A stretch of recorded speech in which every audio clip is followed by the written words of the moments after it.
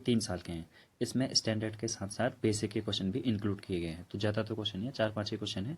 तो उनके सॉल्यूशन जो एमसीक्यूज हैं उनके सॉल्यूशन मैं यहाँ पे करवा रहा हूँ, तो इसे आप लोग देख लीजिए। क्वेश्चन बोल रहा है if the sum of the first m terms of an AP is 2m square plus 3m then its second term is, यानी कि अगर जो सम है हमारा फर्स्ट m टर्म का जो सम है, अगर वो सम हमारा है 2m स्क्वायर प्लस 3m, तो उसकी सेकेंड वाली टर्म क्या होगी वो पूछा हमसे। तो मैंने यहाँ पर लिख दिया है जैसे कि S M equals to 2m square plus 3m, जो मैंने यहाँ पर लिख दिया कि एस एम इतना होगा। अगर मैं S1 निकालूँ तो S1 मतलब होता है कि पहली वाली टर्म तक सम। तो पहले वाली टर्म तक सम बोले, चाहे हम उसे A1 को चाहे हम S1 ही बोले, तो बात तो एक ही होती है इसमें।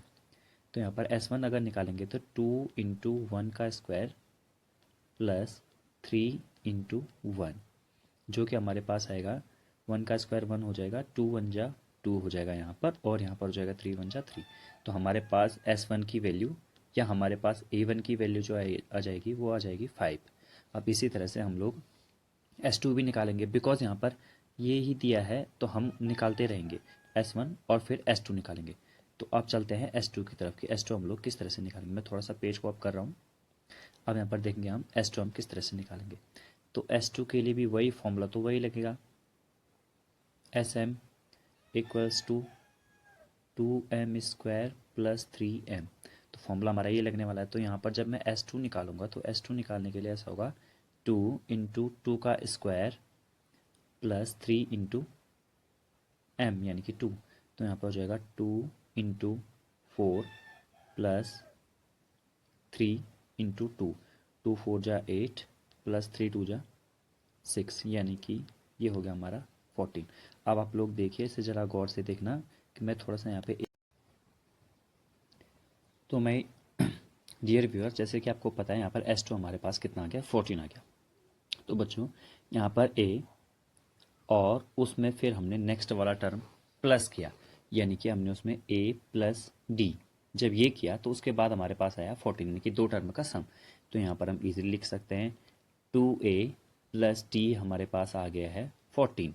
तो यहाँ से 2 इंटू ए की वैल्यू 5 है और डी की वैल्यू हमें नहीं पता है, तो ये आ गया 14। तो यहाँ से डी की वैल्यू हमारे पास आ जाएगी। अब हमारे पास डी की वैल्यू किस तरह से आ जाएगी, देखिए 2A plus D equals to 14। तो यहाँ पर से डी की वैल्यू कितनी आ जाएगी, 14 माइनस 2 5 जा 10। अब ये 10 इस तरफ जाएगा, माइनस होगा, तो डी की वैल्यू कितनी आ जाएगी, 4 आ जाएगी। इस तरह से हमारे पास A प्लस डी यानी कि जो हमारे पास सेकेंड वाली टर्म थी, सेकेंड वाले टर्म की वैल्यू कितनी आ जाएगी, 5 प्लस डी यानी कि 4, दैट इज़ 9। तो हमारी सेकेंड टर्म की वैल्यू आ जाएगी 9। और इसमें हमसे यही पूछा था, देखिए क्वेश्चन ये था दरअसल,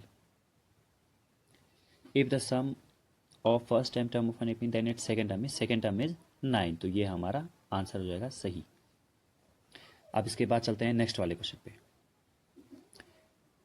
तो नेक्स्ट वाला क्वेश्चन हमसे बोला है if an AP the first term A is 7, nth term an is 84 and the sum of the first n term Sn is 2093/2 then n is equal to, यानी कि n की हमें वैल्यू बतानी कि n की वैल्यू कितनी होगी। अब यहाँ पर जैसे दे रखा है an दे रखा है और a दे रखा है, तो हम इसे किस तरह से करेंगे, तो an equals to a plus n minus 1 into D. आप लोग को बहुत अच्छी तरह से पता है ये हमारा फॉर्मूला होता है an का, यानी कि nth टर्म का। तो ये होता है यहाँ पर से an की वैल्यू हम लोग लिख लेंगे 84, 84 इक्वल्स टू a की वैल्यू है 7 प्लस n माइनस 1, ये हमें पता है नहीं और d भी हमें पता है नहीं, तो हम ऐसे लिखे रहेंगे। यहाँ पर आ जाएगा 84 माइनस 7 करेंगे तो उसके बाद यहाँ पर आ जाएगा d और n minus 1 as it is आ जाएगा। यहाँ पर 77 की वैल्यू हमारे पास कितनी आ जाएगी, d n माइनस 1, बस इतनी आ जाएगी। अब इसके बाद हम आगे देंगे कि आगे इस तरह के क्वेश्चन को फिर कैसे सॉल्व करना है। तो Sn की वैल्यू 2093/2 दे रखी है, तो यहाँ पर मैं लिख लूँगा Sn की वैल्यू मेरे पास है 2093/2। अच्छे से नहीं हुआ यहाँ पर, तो मैं इसे दोबारा लिख रहा हूँ 2093/2। अब मुझे इतना पता ही है कि Sn की वैल्यू कैसे निकालते हैं। Sn की वैल्यू निकालते हैं, फॉर्मूला होता है Sn इक्वल्स टू n/2, जो कि मुझे पता है ही नहीं, 2a plus n-1 into D. अब अभी तक इतनी बात पता चलेगी होगी कि n-1 इंटू डी, उसकी वैल्यू हम लोग यहाँ से पुट कर लेंगे। ये अगर आपको ये दिखाई दे रहा है तो इसकी वैल्यू को यहाँ पर पुट कर लेंगे 77। तो यहाँ पर लिख लेते हैं, अब आगे लिख लेते हैं 2093 अपॉन में 2 इक्वल्स टू, ये हो जाएगा n/2। यहाँ पर जो होगा 2a, a की वैल्यू कितनी है हमारे पास, a की वैल्यू हमारे पास 7 प्लस n-1 इंटू डी की वैल्यू 77 जो आ रखी है। अब यहाँ पर से कर देते हैं। देखिए मैंने आप लोगों को एक बात बता रखी है, मैं बार बार यही कहता हूँ कि जैसे इक्वल्स टू के इधर उधर अगर चीज़ें होती हैं तो वो चीज़ें आपस में कट जाती हैं, तो 2 से 2 कैंसिल आउट हो गया। सीधे यहाँ पर हम ऐसा कर सकते हैं। अब यहाँ पर से 2093 इक्वल्स टू n, और मैं अंदर यहाँ पे सॉल्व कर रहा हूँ, तो हो जाएगा 14 प्लस 77। तो ये हो जाएगा। यहाँ पर से फिर आगे हम इसे फर्दर सॉल्व करेंगे, तो ये कितना हो जाएगा 2093 अपॉन में ये 44 प्लस 7 91, तो ये 91 की वैल्यू ये आ गई, और ये लिख दिया मैंने यहाँ पर n। अब मुझे पता है कि 91 से कट रहा है, बट अगर नहीं पता है तो अब मुझे पता है कि 13 से कट रहा है। 13 7 जा 91, 13 1 जा 13, 7 बचा 9, 13 6 जा 78, 13 1 जा 13, तो 161 बचा। अब इस तरह से फिर मैं 7 से कट कर लूँगा, तो 7 2 जा 14, 7 3 जा 21, यानी कि n की वैल्यू मेरे पास कितनी आ गई 23, यानी कि नंबर ऑफ टर्म्स कितने आ गए 23 आ गए। अब यहाँ पर ये जो क्वेश्चन बोल रहा है तो n किसके इक्वल होगा, n होगा 23 के equal. So C is the correct answer of this question. Now move to the next question. If an A P in an AP, if A is 8, A10 is minus 19, then what is the value of T? अब आप लोग को जैसे पता है कि AN एक formula होता है हमारे पास, और AN का फॉर्मूला का क्या होता है A plus n-1 into D. अब यहाँ पर जैसे मुझसे पूछा है A10, तो A10 की मैं वैल्यू रख दूंगा। अब A10 जैसे यहाँ पर रहेंगे तो A कितना है 8 है, और n कितना है, अब मुझे पता है A10 दे रखा है, तो A10 अगर कंपेयर करेंगे इसे तो A10 यानी कि n हो गया हमारे पास 10, तो 10-1 इंटू डी। अब डी की वैल्यू तो पता नहीं, वो तो निकालनी है मुझे, तो मैं अभी निकालूंगा। -19 -8 हो गए हैं। अब आपको शायद ये पता ही चल रहा होगा कि माइनस किस तरह से हुआ करके, इक्वल्स टू ये हो जाएगा 90। तो यहाँ पर अगर हम देंगे तो ये हो जाएगा माइनस का 27। तो मैं थोड़ा सा इसे आगे बढ़ाता हूँ, ये हो जाएगा मेरे पास माइनस का 27, और ये हो जाएगा मेरे पास 9 डी। तो यहाँ से डी की वैल्यू कितनी आ जाएगी 9 3 जा 27, बट माइनस का आ जाएगा, तो डी की वैल्यू आ जाएगी मेरे पास माइनस का 3। और अब आप लोग यहाँ पर देख लीजिए ऑप्शन में पक्का -3 मिलेगा, तो sorry, D is my correct option of this question. Coming to the next question, if p-1 p+1 2p+3 are in AP, then the value of p।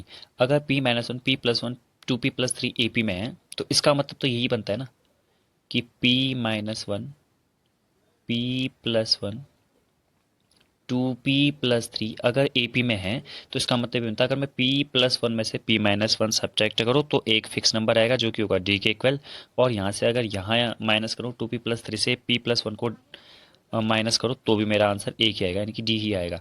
अब मैं यही काम यहाँ पर करूँगा। देखिए स्टैंडर्ड के क्वेश्चन में तो थोड़ा सा टाइम इसमें लग सकता है, तो यहाँ पर मैं क्या करता हूँ, मैं एक और ऐसे लिख लेता हूँ कि p+1 ऐसे ब्रैकेट में लिख लेंगे माइनस p-1, और इसकी वैल्यू कितनी आने वाली है, इसकी वैल्यू उतनी ही आने वाली है जितनी 2p+3 और p+1 को सब्ट्रैक्ट करके आएगी वैल्यू। तो यहाँ पर अगर देख पा रहे होंगे तो यहाँ पे p+1, अब ये हो जाएगा ये माइनस p और प्लस का 1, क्योंकि ब्रैकेट मीन्स मल्टीप्लाई, और ये माइनस का अंदर मल्टीप्लाई हुआ तो ये पूरे साइन इसके चेंज हो गए। यहाँ हो जाएगा 2p+3 माइनस p-1, ये हो जाएगा। अब इसे आगे फर्दर सॉल्व करते हैं। तो इससे आगे जब हम फर्दर सॉल्व किया हमने, तो हमें ये पता चल रहा है कि हाँ भाई यहाँ पर तो चीज़ें कट जाएंगी, तो यहाँ से p कैंसिल आउट हो गया, p से p कैंसिल आउट हो गया। तो उसके बाद हम क्या करेंगे, यहाँ पर तो बच गया केवल और केवल 2, और तो यहाँ पर क्या बचा 2p-p दैट इज p, और 3-1, मैं केवल RHS की बात कर रहा हूँ यहाँ पर, तो RHS की बात कर रहे हैं, तो यहाँ पर मुझे पता चल गया p, और यहाँ पर बच जाएगा मेरे पास 2। तो यानी कि p की वैल्यू मेरे पास कितनी आ गई, p की वैल्यू 2 - 2 दैट इज 0। तो p की वैल्यू मेरे पास आ गई 0।